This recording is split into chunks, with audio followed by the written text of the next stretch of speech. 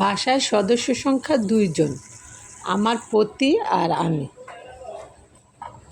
সকালে উঠে কি রান্না করা যায় চিন্তা করতে করতে বিসমিল্লাহ বলে পুঁই চিংড়ি কারিটাই নাস্তার জন্য রেঁধে নিলাম।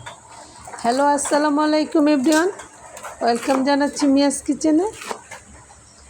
এখন আমি চিংড়ি পুঁই রান্না করতে যা যা লাগবে সব কিছু কেটে ধুয়ে রেডি করে নিচ্ছি।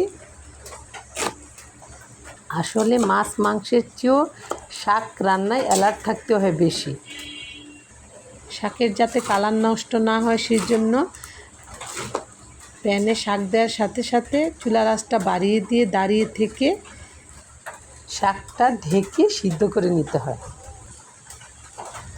আজকের আবহাওয়াটা একটু ঠান্ডা ঠান্ডা, রাত থেকে ঝিরঝিরি বৃষ্টি,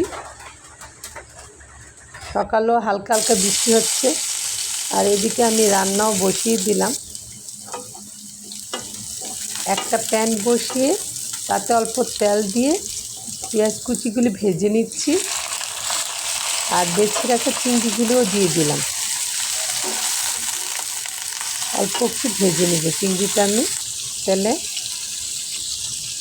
লবণ দিয়ে দিলাম, আদা রসুন পেস্ট অল্প একটু দিয়ে দিলাম, হলুদের গুঁড়ো দিয়ে দিলাম, মরিচের গুঁড়ো দিয়ে দিলাম, সাথে দিয়ে দিলাম ধনিয়ার গুঁড়ো।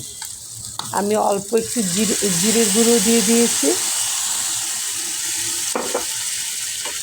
অল্প পানি দিয়ে ভালোভাবে নেড়ে ছেড়ে মশলাটা কষিয়ে নিচ্ছি। এদিকে চিংড়িটা মোটামুটি রান্না হয়ে যাবে। বেছে রাখা ডগাগুলি আমি দিয়ে দিলাম পুঁই শাকে।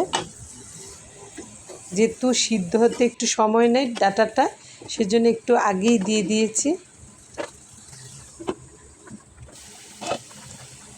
আমি ডাঁটাটা ঢেকে সিদ্ধ করে নিয়েছি। ডাঁটাটা 80% সিদ্ধ হয়ে গেলে আমি শাকগুলি দিয়ে দিব।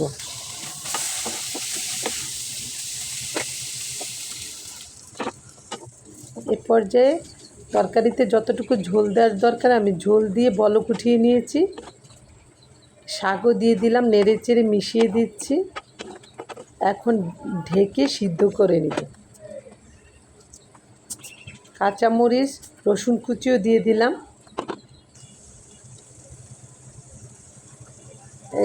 শাক সিদ্ধ হয়ে গেছে, নেড়ে চেড়ে নামিয়ে নেব, এখনই নামিয়ে নেব। এ তো হয়ে গেল আমার শাক। ভালো থাকবেন সবাই, আল্লাহ হাফেজ।